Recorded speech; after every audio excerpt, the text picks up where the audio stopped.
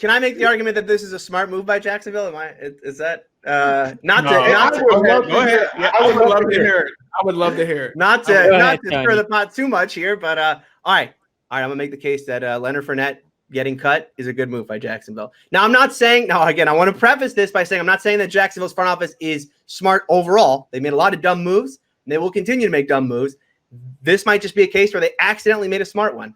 But Leonard Fournette, if they and again, this goes to the idea that they can get that salary to be non-guaranteed so that this money comes off their cap. Okay. Leonard Fournette was not going to help them win any games this year. Okay. And removing him certainly going to help them tank if that's what they wanted. But I don't even know if this is a move about tanking. I think this is much more about salary, because if you look at this team this year, I think they have $38 million in available cap space this year. 34. And next year. Yeah. And then next year they're going to have something like 50. 89. No, 89. No, the 89 on over the cap is wrong because remember next year's cap is potentially 175. Yeah, that's true. Right. So I think it's going to be 50, but then you can roll over that 38. So they're potentially going into next season with $85 million of available cap space in an off season where, let's remember, there are going to be teams like the Eagles, teams like the Saints, teams like my Steelers who are going to go into next year's season with negative cap space. And we're talking about $20, $30, $40 million needing to come off the books before they could even start talking about signing their rookies. So we're going to have a glut of free agents next year. We're going to be able to, and there's not going to be a ton of teams that can go out there and sign those guys. So if you're a Jaguars team who wants to tank this year, yes, because you want to get a Trevor Lawrence, you want to get a Justin Fields, or even a Trey Lance, whichever one of those guys ends up being their pick, you can also go into that offseason and start to load up on free agents who in any other year you'd have to pay maybe top dollar for. But because there won't be that many teams with this kind of available cap space, you can now sign those guys at what potentially could be a cheaper price, and you'll have the cap space to sign multiple of those players. So that, from the Jacksonville standpoint, I think might actually be a smart move. Yeah, okay, let me disagree real quick. Who's going to sign in Jacksonville? Like theoretically, yeah, that does make sense. Yeah, right. Theoretically, that does make a ton of sense. Yeah, you could sign all these free agents, but one, who's going to pop up that's a better inside defensive tackle than Calais Campbell that you traded already? Who's going to pop up that's a better running back than Leonard Fournette? So yeah, you might be able to get some bums to replace. Yeah, you might be able to get, Dontrell Hilliard or Gus Edwards to fill that Leonard Fournette role. Congratulations. Yeah. You saved so much money. You're still going to go 4-12. Like, I'll get it. This is a problem that a lot of teams have, and the Browns thankfully look like they're finally transitioning out of it. You have good young players. You have good veterans. Just keep them. Keep them when you can and just see what happens. It's what the Bengals have had a lot of success. They made the playoffs by just keeping their players and being like, all right, we're going to build on this and we're going to build on top of this. They didn't have the quarterback to put them over the top. If they would have had that piece, they would have done a lot more damage. And if they would have had a lot more fortune than luck, they would have done a lot more damage, because those are some good teams. But NFL teams are so fixated with getting rid of everything and starting all over when this job is a 2-year cycle. So you're consistently starting all over. And the next thing you know, you're 20 years in the can and you're a Cleveland Browns fan wondering when it's going to end, because your team keeps doing stuff like this. Your team keeps resetting.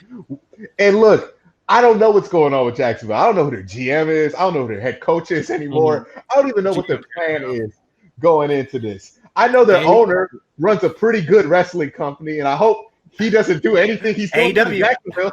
Yeah, but he's doing that AEW, because that's actually good. The Jags are terrible. This is terrible. Any way you flip it, they might save cap space here, but it's just like the Browns with Sachi Brown.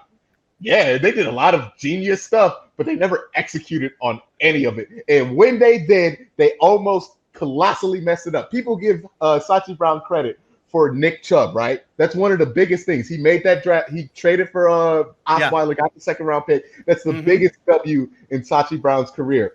Do you know that the Browns tried to trade that second-round pick for A.J. McCarron? I know. Like somebody had to quit their job and force that trade not to happen and get fired in order for that to happen.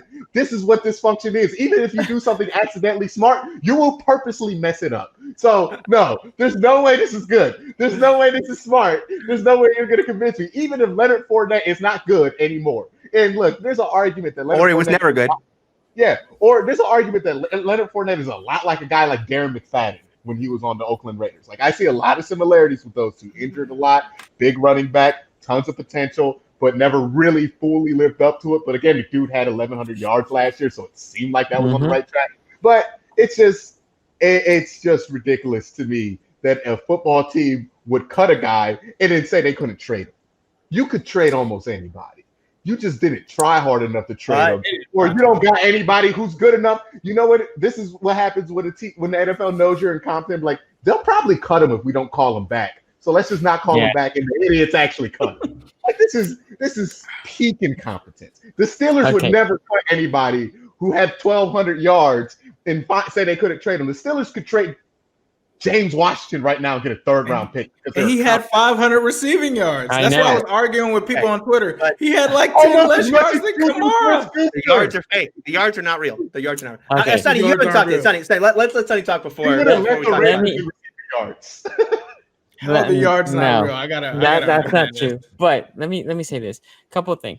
I think Jacksonville's horribly run. Not only the Fournette, the trade of Ngakoue, they hold to this guy for so long. Minnesota knew they were done. It's right? a third-round pick. It's a third-round pick. Yeah. I don't care if they say second round. That's my point. Because Minnesota, what did Minnesota knew? Say, but they got a second pick in that too. They got a second pick that could also be like another third round. I think it was a fifth round. But it was a fifth rounder. It can escalate. It can escalate up to a third. And my point is, if you would have traded Ngakoue on the right time, that would have been a first-round pick. They waited and became a late second and a possible third. Right? It's just bad with Fournette. Look, like you guys are saying, 1152 rushing yards, and then he had 522 receptions or yards. Receiving yards. 522 would be a record. 522. 76 receptions. He only had 3 rushing touchdowns. But let's talk about this. Jacksonville's O-line, they are atrocious. Thank you. They're horrible.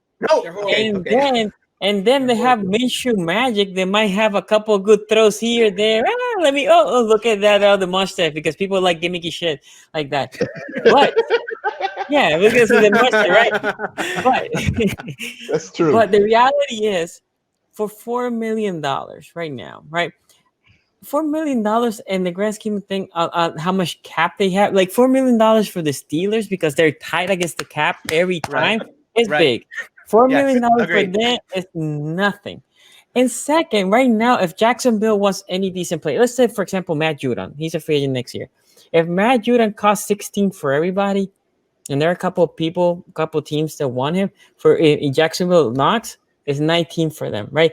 Every player, because right now they have the only good thing they did, in my opinion, was the Ramsey deal because he didn't want to be there, and they at least got 2 first-round picks for him. But other than that, all players look like they can get fast enough out of there, right? So if you're a free agent, you know that. You go and God with like, man, that place is a joke. You go for Fournette, Ramsey, well, I don't want to be there, right? Booyah that went to Denver in a trade. Nobody wants to be there. Look, they're horribly got rid of everyone. Yes. No, I mean, that AFC Championship team, I don't even know. I don't know if Miles still on the Jack team is next. Miles Jack, you might as well start good. packing your clothes. So. Miles Jack would look good in black and gold. I'm just saying. No.